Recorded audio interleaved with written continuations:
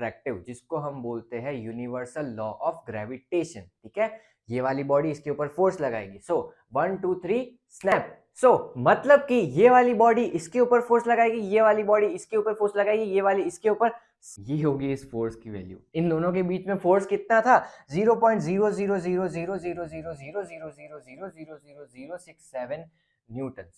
ठीक है, सो इसलिए उन दोनों ने अट्रैक्ट नहीं किया एक दूसरे को, क्योंकि फोर्स की वैल्यू इतनी कम है। So hello and welcome back to physics. आज हमें हमारा नया चैप्टर चालू करना है, that is gravitation of class 9 chapter 10 science का। ठीक है, तो इससे पहले हम 2 चैप्टर्स कर चुके हैं। सबसे पहले हमने मोशन चैप्टर किया था, सेकंड में हमने forces and laws of motion देखा था।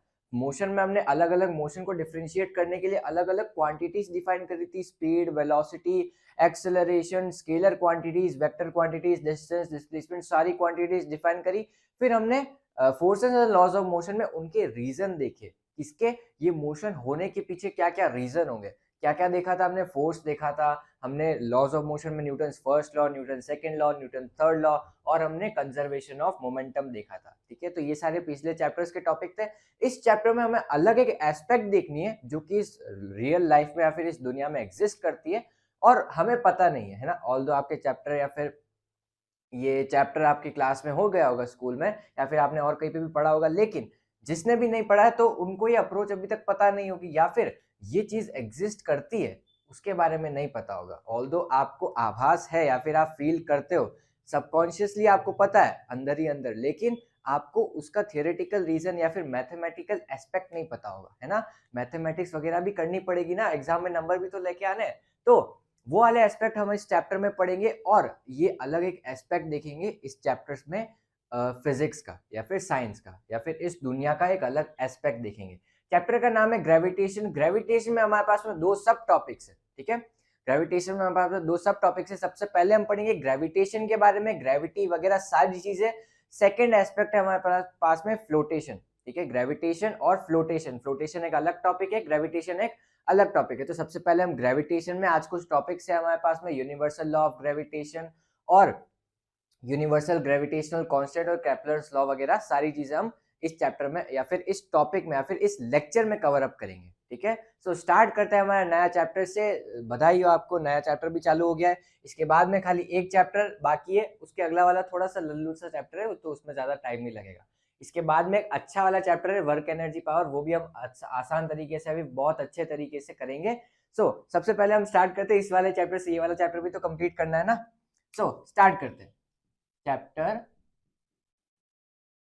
10 ग्रेविटेशन। पढ़ाई वगैरह भी कर रहे हो ना, या फिर खाली लेक्चर देख देख के काम चल रहा है? सेल्फ स्टडी भी बहुत इंपॉर्टेंट है ना। सो ग्रेविटेशन, ग्रेविटेशन में हमारे पास में क्या है? सबसे पहले एक अलग एस्पेक्ट है, या फिर अगर कोई ये नया चैप्टर पढ़ रहा है या फिर पहली बार ये वर्ड सुन रहा है, तो उसके दिमाग में क्या आएगा कि भैया ये ग्रेविटेशन होता क्या है, ग्रेविटेशन से आप समझते क्या हो, है ना। तो मैं अगर ग्रेविटेशन को गूगल पे सर्च करूंगा तो मुझे कुछ ऐसी डेफिनेशन मिलेगी। अगर कुछ नहीं मिलता है तो हमारे पास में गूगल देवता सारी चीजें बता देते हैं, है ना।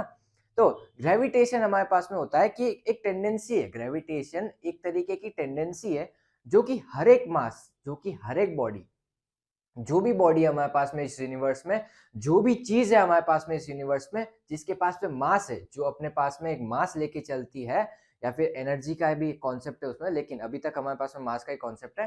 तो जिसके पास में मास है वो एक दूसरे को अट्रैक्टिव फोर्स लगाते हैं, या फिर एक दूसरे के ऊपर एक अट्रैक्टिव फोर्स एक्सर्ट करते हैं। मतलब कि इसका मतलब क्या हुआ?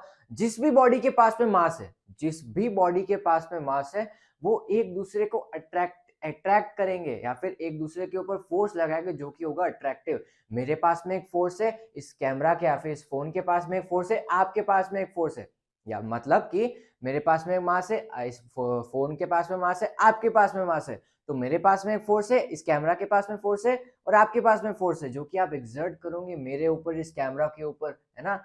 सारे जो भी ऑब्जेक्ट्स है हमारे पास में, जो भी इस यूनिवर्स में ऑब्जेक्ट्स है हमारे पास में, वो एक दूसरे के ऊपर ये एक अट्रैक्टिव फोर्स लगाती है। फोर्स अट्रैक्टिव होता है, अब ये क्यों होता है वो तो अभी तक पता नहीं चला क्यों होता है। ठीक है, सो ये एक अट्रैक्टिव फोर्स है, और हर एक बॉडी जिसके पास में खुद का मास है वो एक दूसरे के ऊपर लगाती है। ठीक है, सो मतलब कि एक बॉडी है, दूसरी बॉडी है, तीसरी बॉडी है, जितनी भी बॉडीज है, जितने भी बॉडीज है जिसके पास में मास है, भले ही छोटा हो, बड़ा हो, और बड़ा हो, और छोटा हो, जितना बहुत ही छोटा हो, बहुत ही बड़ा हो, हर एक बॉडी एक दूसरे के ऊपर फोर्स लगाएगी। ये बहुत बड़ी है, ये बहुत छोटी है, तो ये वाली बॉडी भी इसके ऊपर एक फोर्स लगाएगी जो कि होगा अट्रैक्टिव, जिसको हम बोलते हैं यूनिवर्सल लॉ ऑफ ग्रेविटेशन। ठीक है, ये वाली बॉडी इसके ऊपर फोर्स लगाएगी। सो 1 2 3 स्नैप। सो मतलब कि ये वाली बॉडी इसके ऊपर फोर्स लगाएगी, ये वाली बॉडी इसके ऊपर फोर्स लगाएगी, ये वाली इसके ऊपर, सारी बॉडीज आपस में एक दूसरे के ऊपर फोर्स लगाएगी जो कि होगा अट्रैक्टिव, जो कि होगा अट्रैक्टिव, जो कि मतलब अट्रैक्ट करेगा एक दूसरे के ऊपर। मतलब कि ये बॉडीज आपस में अट्रैक्ट करनी चाहिए, ये बॉडीज आपस में अट्रैक्ट करनी चाहिए। तो साइंटिस्ट ने ये पता कैसे लगाया, भाई ये वाली बॉडी इसको अट्रैक्ट तो कर ही नहीं रही, अगर अट्रैक्ट कर रही होती तो ये इसकी तरफ जाना चाहिए था या फिर ये इसकी तरफ आना चाहिए था, मगर ये अट्रैक्ट क्यों नहीं कर रहे, ये अट्रैक्ट क्यों नहीं कर रहे? और अगर अट्रैक्ट नहीं कर रहे तो साइंटिस्ट ने पता कैसे लगाया भैया कि ये फोर्स एग्जिस्ट करता है, ये फोर्स एग्जिस्ट करता है, उसकी वैल्यू कैसे निकाली, या फिर वो फोर्स एग्जिस्ट करता है ये पता कैसे लगाया, उनको उसका सिग्निफिकेंस पता कैसे चला कि अगर कोई बॉडी जिसके पास में मास है वो एक दूसरे के ऊपर एक अट्रैक्टिव फोर्स लगाएगी। भाई मैं ऑब्जेक्ट्स लूंगा ना जिसके पास भी मास है, मैं उसको लेके देखूंगा, तो वो अगर मास अप्लाई नहीं कर रहे या फिर सॉरी फोर्स अप्लाई नहीं कर रहे तो मैं उसको बोलूंगा कैसे कि भैया वो लॉ यूनिवर्सल है। इसको हम यूनिवर्सल लॉ ऑफ ग्रेविटेशन बोलते हैं। तो ये पूरा लॉ पूरे यूनिवर्स में अप्लाई होता है, लेकिन ये यूनिवर्स हमारी अर्थ के अंदर ही ऑब्जेक्ट लेके आ गया, मैं इनके ऊपर अट्रैक्टिव फोर्स ही नहीं लग रहा। तो इसका क्या रीजन है, इसका क्या रीजन है कि ये दोनों या फिर ये तीनों आपस में अट्रैक्टिव फोर्स नहीं लगा रहे? तो इसका रीजन हम अभी समझते, या फिर उससे पहले हम ये देखते हैं कि साइंटिस्ट को पता कैसे लगा कि भैया एक अट्रैक्टिव फोर्स है। तो दो तीन रीजन देखो। सबसे पहले तो मेरे पास में एक ग्रेविटी है, या फिर मैं अर्थ पे ही हूं, है ना भैया लैपटॉप जी। सबसे पहले तो मैं अर्थ पे हूं, अर्थ भैया मैं ऊपर जाता हूं वापस से मेरे को नीचे खींच लेती है, तो एक ये रीजन हुआ। और एक और रीजन ये हुआ कि एक तो हमारे पास में कोपर्निकस थ्योरी थी, एक हमारे पास में केपलर के लॉ थे। तो न्यूटन जी ने उन सारे लॉज को कंक्लूड करके ये सारे लॉज ऑफ ग्रेविटेशन निकाले, या फिर ये लॉ ऑफ ग्रेविटेशन निकाला। केपलर लॉ हम थोड़ी देर में डिस्कस करेंगे, या फिर केपलर लॉ भी मैं आपको ओवरव्यू दे दूंगा, इस साल है नहीं हमारे पास में सिलेबस में। केपलर के 3 लॉ थे मेजरली। सो उन सारे को कंक्लूड करके कोपर्निकस की भी एक थ्योरी थी और केपलर की भी एक थ्योरी थी, या फिर केपलर्स के भी लॉ थे। तो उन दोनों चीजों को मिला के या फिर और ज्यादा स्टडी करके मैथमेटिक्स घुसा के न्यूटन ने एक और लॉ निकाला जो कि होता है यूनिवर्सल लॉ ऑफ ग्रेविटेशन। सबसे पहला लॉ था केपलर का कि सारे जो भी प्लैनेट्स है, सारे जो भी प्लैनेट्स है वो एक इलिप्टिकल ऑर्बिट में मोशन करते हैं, जो कि इलिप्टिकल ऑर्बिट में मोशन करते हैं। अब इलिप्टिकल ऑर्बिट में मोशन करते हैं सन के अराउंड, सन के अराउंड, और सन होता है किसी एक फोकस पे। मैं अभी आपको थोड़ी देर में डेमोन्स्ट्रेट या फिर थोड़ी देर में आपको डायग्रामेटिकली भी बता दूंगा। सबसे पहले लॉ आप थियोरेटिकली सुन लो कि एक इलिप्टिकल ऑर्बिट में मोशन करते हैं और सन उसके किसी फोकस पे सिचुएटेड होता है। सेकेंड था मेरे पास में एरिया स्वेप्ट होता है, वो इक्वल होता है हर एक टाइम इंटरवल में। ठीक है, वो जो एरिया स्वेप्ट करता है वो इलिप्टिकल ऑर्बिट में प्लैनेट, वो हर एक टाइम पीरियड के लिए इक्वल होता है। ठीक है, हर एक टाइम पीरियड के लिए इक्वल होता है। और थर्ड था मेरे पास में कि टाइम स्क्वायर का जो टाइम पीरियड का जो स्क्वायर होता है, टाइम पीरियड का जो स्क्वायर होता है वो प्रोपोर्शनल होता है उसके रेडियस के क्यूब के। वो जो रेडियस है ना, जिस भी रेडियस से वो घूम रहा है उस रेडियस के क्यूब के प्रोपोर्शनल होता है। ठीक है, तो ये मेरे पास में था केपलर का लॉ। इसको स्टडी करने की या फिर उसको याद करने की कोई जरूरत नहीं है, ये सिलेबस में है नहीं इस साल। ऑल दो किसी ने भी मेरे को बोला था, मैं जब पढ़ा रहा था तब मेरे को बोला था कि ये सिलेबस में फिर उनको पढ़ा रखा है। तो आई डोंट नो व्हाई, क्यों क्यों पढ़ा है, लेकिन क्योंकि इस साल के सिलेबस में है नहीं। ऑल दो मैं आपको लिखवा दूंगा सारे लॉज, लेकिन ये केपलर का लॉ था। और इससे कंक्लूड किया न्यूटन ने कि ये जो लॉ है यूनिवर्सल लॉ ऑफ ग्रेविटेशन उसको कंक्लूड किया। सबसे पहले उन्होंने क्या कंक्लूड किया वो देखो। अब चलो मैं वहां से इसको हटा देता हूं।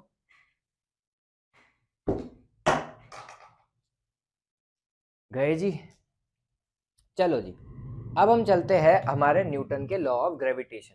न्यूटन के लॉ ऑफ ग्रेविटेशन हमने क्या बोला कि जो भी हमारे पास में दो मासेस है या फिर दो या दो से ज्यादा मासेस है, सारे आपस में फोर्स लगाएंगे, अट्रैक्टिव फोर्स होगा। तो मैं मिनिमम दो मासेस लेता हूँ फिर दो बॉडीज लेता हूँ। ठीक है, चलो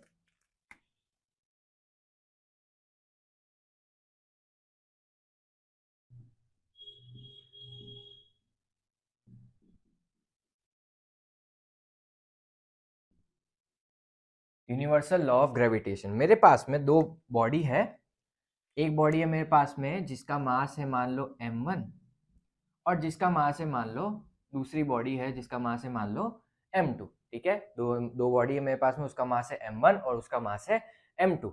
अब केपलर के लॉ और कोपर्निकस की थ्योरी से उन्होंने सारी चीजें कंक्लूड करी थी और अपनी और थ्योरी दी थी मैथमेटिकली। तो उन्होंने इस फोर्स की वैल्यू को निकालना चाहा, भाई फोर्स आया है तो कुछ वैल्यू तो होगी, है ना, कुछ वैल्यू तो होगी।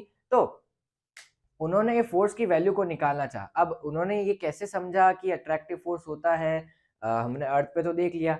देखो यूनिवर्स में हमारे पास में, देखो हम सन के अराउंड घूमते हैं, हमारी अर्थ सन के अराउंड रोटेट करती है, हम रिवोल्यूशन करते हैं, सॉरी, और बाकी प्लैनेट्स भी रिवोल्यूशन करते हैं, और हमारे मून भी हमारे अर्थ के अराउंड रिवोल्यूशन करते हैं, जुपिटर के मून, सैटर्न के मून, सारे मून उनके अराउंड मोशन या फिर रिवोल्यूशन करते हैं। तो ये क्यों करते हैं भाई, क्यों करते हैं? कुछ अट्रैक्टिव फोर्स होगा तभी तो कर रहे होगे। अब आप थोड़े जब बड़े होगे तब मैं आपको एक और चीज बताऊंगा, अभी तो नहीं बता सकता, अभी आपको वो मतलब वो चीजें समझ में नहीं आएगी, तो जब आप बड़े होगे तब मैं आपको समझाऊंगा, है ना, 11th क्लास में। सो बेसिकली वो फोर्स अट्रैक्टिव होता है और वो उसके अराउंड घूमते हैं। अब वो सर्कल में क्यों घूमते हैं, उसके अंदर क्यों नहीं जाते हैं, उसी का रीजन मैं आपको बड़े होके बताऊंगा, मतलब जब आप बड़े होगे तब बताऊंगा, है ना। सो ये मास है मेरे पास में m1 और ये मास है मेरे पास में m2। चलो ये मेरे को समझ में आया। जब भी वो मास मतलब मून घूमता है तो अट्रैक्टिव फोर्स होता है, प्लैनेट्स भी घूमते हैं तो भी वो अट्रैक्टिव फोर्स होता है। अब वो क्यों नहीं वो उसके अंदर अट्रैक्ट होकर क्यों नहीं गिर जाते, वो उसके अलग रीजन है।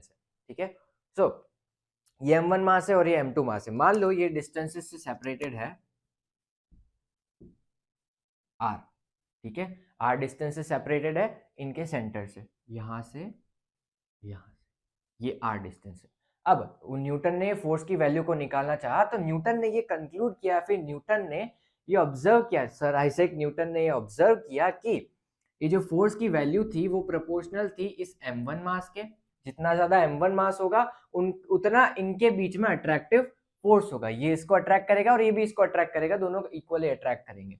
तो जितना ज्यादा m1 मास होगा उतना ज्यादा फोर्स होगा, और ये फोर्स की वैल्यू इस m2 मास की भी प्रोपोर्शनल है, डायरेक्टली प्रोपोर्शनल, जितना ज्यादा m2 मास उतना ज्यादा ये फोर्स की वैल्यू। ठीक है, फिर हमारे पास में आया कि ये जो डिस्टेंस थी उसके इनवर्सली प्रोपोर्शनल था, लेकिन उसके स्क्वायर के इनवर्सली प्रोपोर्शनल था। अब स्क्वायर का कैसे फैक्टर आया, उन्होंने फोर्सेस की वैल्यू निकाली होगी अलग अलग डिस्टेंसेस पे, तो ये फैक्टर आया आर स्क्वायर। मतलब कि जितना ज्यादा आप डिस्टेंस को बढ़ाओगे उतना कम फोर्स की वैल्यू होती जाएगी, लेकिन स्क्वायर की फॉर्म में। मतलब कि आपने 2 टाइम्स कर दी डिस्टेंस तो आपका फोर्स 4 टाइम्स घट जाएगा। देखो कैसे, 2 टाइम्स कर दी तो ये 2r हो जाएगा, है ना, 2r का स्क्वायर क्या होगा, 4r स्क्वायर, है ना। तो 1/4 टाइम्स आर स्क्वायर हो गया ना, तो 1/4 टाइम्स डिक्रीज हो गया, मतलब 4 टाइम्स डिक्रीज हो गया फोर्स की वैल्यू। मतलब कि अगर आप फोर्स को बढ़ाना चाहते हो तो आपको डिस्टेंस को घटाना पड़ेगा, और अगर आप डिस्टेंस बढ़ाओगे तो फोर्स घट जाएगा इन दोनों के बीच में, इन दोनों मासेस के बीच में। जितना ज्यादा दूर रखोगे उतना कम अट्रैक्टिव फोर्स होगा, और जितना ज्यादा पास लेके आओगे उतना ज्यादा अट्रैक्टिव फोर्स होगा। भाई ये तो कॉमन सेंस की बात है ना। और जितना ज्यादा मास बढ़ाओगे उतना ज्यादा ये अट्रैक्टिव फोर्स होगा। ठीक है, चलो ये तो मेरे को समझ में आया। और अब मेरे को इनको क्या करना है, मेरे को इनको कंबाइन करना है। मेरे को इनको क्या करना है, मुझे मुझे इन्हें कंबाइन करना है। ये f is directly proportional to m1, f is directly proportional to m2, f is inversely proportional to r square। तो मेरे को इन सारी चीजों को एक फॉर्म में लिखना है। तो f आया मेरे पास में प्रोपोर्शनल m1 m2 के, और f आया प्रोपोर्शनल मेरे r1 अपॉन r स्क्वायर के, और मैंने इन दोनों को भी और कंक्लूड करके लिखा, तो f आया m1 m2 upon r square के प्रोपोर्शनल, आर स्क्वायर के प्रोपोर्शनल। ठीक है, तो ये मेरे पास में फाइनल कंक्लूजन निकला इस फोर्स की वैल्यू का, Newton's law of universal law of gravitation की वैल्यू का। अब ये कैसे निकालेंगे, या फिर इसकी एसआई यूनिट क्या होगी, न्यूटन, क्योंकि फोर्स है भैया, है ना, फोर्स की एसआई यूनिट तो न्यूटन ही होती है ना। तो अब मुझे क्या करना है भाई, ये प्रोपोर्शनलिटी साइन है, अब मुझे इक्वल टू लेके आना पड़ेगा, है ना। तो इक्वल टू जब मैं लेके आऊंगा, क्योंकि मेरे को इक्वेशन की फॉर्म में लिखना है, m1 m2 upon r square, जैसे मैंने फोर्स की वैल्यू निकाली थी ना Newton second law of motion में, तो यहाँ पे भी निकाली, तो इस कांस्टेंट की वैल्यू आई g, या फिर एक कांस्टेंट आया g, जिसको मैं बोलता हूँ यूनिवर्सल ग्रेविटेशनल कांस्टेंट। ठीक है, यूनिवर्सल ग्रेविटेशनल कांस्टेंट। अब इस ग्रेविटेशनल कांस्टेंट की बहुत छोटी वैल्यू होती है, 1 के बराबर नहीं होती। जैसे हमने के ली थी ना उधर Newton second law of motion में, उसकी के की वैल्यू 1 ले ली थी, लेकिन इधर इस जी की वैल्यू 1 नहीं होती। जी की वैल्यू होती है यहाँ पे 6.67 इंटू 10⁻⁻11 यूनिट में थोड़ी देर में बताता हूँ इस जी की, है ना। तो इस ग्रेविटेशनल कांस्टेंट की वैल्यू होती है 6.67 इंटू 10⁻⁻11। अब ये कैसे आई देखो, मेरे पास में मैंने क्या ऑब्जर्व किया कि m1 के प्रोपोर्शनल है, m2 के प्रोपोर्शनल है, r स्क्वायर के इनवर्सली प्रोपोर्शनल है। चलो ठीक है, जब मैंने फोर्स की वैल्यू निकाली ना, मान लो ये फैक्टर आया मेरे पास में, इन सबको सॉल्व करने के बाद में मेरे पास में फैक्टर आया 4। ठीक है, मेरे पास में फैक्टर आया 4। मैंने इनमें अदला बदली करी, मैंने सब चीजें करी, लेकिन मेरे पास में फोर्स की वैल्यू जो थी ना, मान लो इधर 4 आई मेरे पास में, इसकी value m1 m2 upon r square की, लेकिन मेरे पास में फोर्स की वैल्यू ये नहीं आई। मेरे पास में फोर्स की वैल्यू आई 4 इंटू 6.67 इंटू 10⁻11 न्यूटन। ठीक है, और अगर मैंने इस वापस से सिस्टम की वैल्यू में कुछ चेंजेस किया और इसकी वैल्यू आ गई मान लो 16 इस सिस्टम की, है ना, तो फोर्स की वैल्यू ये नहीं है। मेरे पास में फोर्स की वैल्यू है 16 इंटू 6.67 इंटू 10⁻11 न्यूटन। तो ये एक फैक्टर आया मेरे पास में जो हमेशा इस फोर्स के मल्टीपल में आ रहा था, जो भी मैं इसकी वैल्यू निकाल रहा था। ठीक है, सो इसलिए मेरे पारे में ये जी की वैल्यू आई, इसकी वैल्यू निकाली थी कैवेंडिश एक्सपेरिमेंट से मेरे पास में। सो इसकी वैल्यू ऐसे निकाली थी, तो मेरे पास में मेरे को इसका सिग्निफिकेंस पता चल गया कि कैसे निकाली, या फिर इसका क्या रोल है इसमें, है ना, कि मल्टीपल में आ रहा है मेरे पास में फोर्स की वैल्यू, है ना। सो जी की वैल्यू होती है ये। अब फोर्स की वैल्यू क्या है, न्यूटन। चलो अब मैं इसकी ऐसा यूनिट निकालता हूँ। इस जी की भी ऐसा यूनिट कुछ होगी, कुछ तो यूनिट होगी ना इसकी। तो इसकी यूनिट कैसे निकाले भाई, जी को सेपरेट कर दो। जी की क्या वैल्यू होगी, F into r square upon m1 into m2। ये m1 m2 नीचे चला गया, तो f की क्या यूनिट है, न्यूटन। r एक डिस्टेंस है, तो r की क्या यूनिट होगी, मीटर, मीटर का स्क्वायर अपॉन m1 की क्या यूनिट है, केजी, मास है तो केजी, और यहाँ पे भी केजी, तो क्या होगा, न्यूटन मीटर स्क्वायर पर केजी स्क्वायर। और इसको ऐसे भी लिख सकते हो, न्यूटन मीटर स्क्वायर केजी -2। तो ये यूनिट होती है इसकी gravitational constant, universal gravitational constant की, न्यूटन मीटर स्क्वायर पर केजी स्क्वायर। तो ये होता है मेरे पास में न्यूटन्स लॉ ऑफ ग्रेविटेशन। ठीक है, ये होता है मेरे पास में न्यूटन्स लॉ ऑफ ग्रेविटेशन। अब सवाल ये है कि यहाँ पे मेरे पास में ये तीनों बॉडीज थी, उन्होंने एक दूसरे को अट्रैक्ट क्यों नहीं किया, इन्होंने एक दूसरे को अट्रैक्ट क्यों नहीं किया। तो भैया फोर्स की वैल्यू निकालते, उसी से मुझे पता चलेगा कि इन्होंने एक दूसरे को अट्रैक्ट क्यों नहीं किया। चलो मान लो मेरे पास में एक यहाँ पे बड़ा सा ऑब्जेक्ट था जिसका मास था, ये m1 मान लो, तो इसका मास था मान लो कितना मानोगे, 1 किलो। 1 किलो तो था नहीं ना, 1 किलो, ठीक है, 1 किलो मान लेते, चलो आपके लिए मेरे लिए सबके लिए 1 किलो मान लेते हैं। और वो छोटी सी बॉल मान लो 100 ग्राम की हो गई, है ना, 100 ग्राम्स, ऑल्दो नहीं थी, बहुत कम वेट की थी, तो 100 ग्राम्स हो गई। ठीक है, तो अब मैंने क्या किया, मैंने इस फोर्स की वैल्यू को निकाला था। मान लो इसके बीच में डिस्टेंस कितनी, 10 मीटर्स की। मैं वैल्यूज को एकदम सहूलियत के हिसाब से लिख रहा हूँ, बहुत आसान आसान वैल्यूज लिख रहा हूँ। मेरे को इसका सिग्निफिकेंस बताना है कि क्यों अट्रैक्ट क्यों नहीं किया। तो क्या आया, F is equal to G m1 m2 upon r square. तो एफ की क्या वैल्यू होगी, जी 6.67 इंटू 10⁻11 इंटू m1 क्या है 1 kg, और m2 क्या है 100 ग्राम्स। तो इसको kg में कन्वर्ट करेंगे तो क्या होगा, 100 इंटू 10⁻³ दैट इज 10⁻1। नॉर्मल आता है ना ये तो, मल्टीप्लीकेशन और ये सब कन्वर्ट करना। 10 मीटर्स तो 10 का स्क्वायर, इसको और ऊपर भेजेंगे तो 6.67 इंटू 10⁻11 इंटू 10⁻1 इंटू 10 ऊपर गया तो -2। इसको और फर्दर सॉल्व किया तो 6.67 इंटू 10⁻11 -1 -3 -2 दैट इज -14।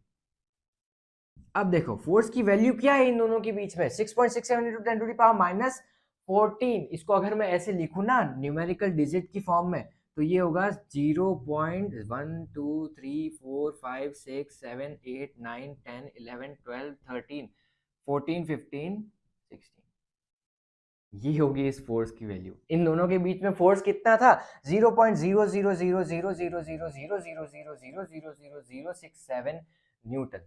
ठीक है, सो इसलिए उन दोनों ने अट्रैक्ट नहीं किया एक दूसरे को, क्योंकि फोर्स की वैल्यू इतनी कम है ना। फोर्स की वैल्यू इतनी कम है तो फोर्स अट्रैक्टिव होके भी हमें नहीं दिख रहा है, क्योंकि कोई मूवमेंट ही नहीं होगा, क्योंकि इतनी कम है फोर्स की वैल्यू, है ना। सो इसलिए मुझे वो अट्रैक्ट होते हुए नहीं दिखा। ये था रीजन मेरे पास में, क्योंकि बहुत सारी बॉडीज अट्रैक्ट इसलिए नहीं करती है, या फिर नॉर्मली हमारे पास में अट्रैक्टिव फोर्स नहीं होता है। अब अगले लेक्चर में हम स्टार्ट करेंगे हमारे अगले टॉपिक से। हम ग्रेविटी के बारे में पढ़ेंगे, हम मास के बारे में पढ़ेंगे, हम वेट के बारे में पढ़ेंगे, और भी बहुत सारी चीजें इस चैप्टर से रिलेटेड वो पढ़ेंगे, या फिर इस टॉपिक से रिलेटेड। ठीक है, सो अभी तक के लिए इतना ही था। एक क्वेश्चन और करवा देता हूं मैं, उससे आपको थोड़ा और आइडिया मिल जाएगा।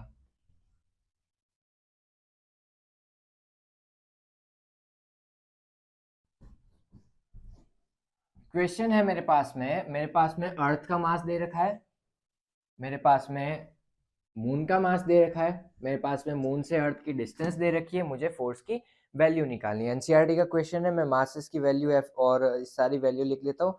Mass of earth is 6 into 10 to the power 24 kgs. Mass of earth is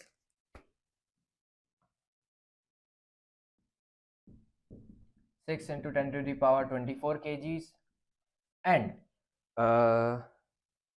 that of moon is 7.4 into 10 to the power 22 kgs. mm is equals to 7.4 into 10 to the power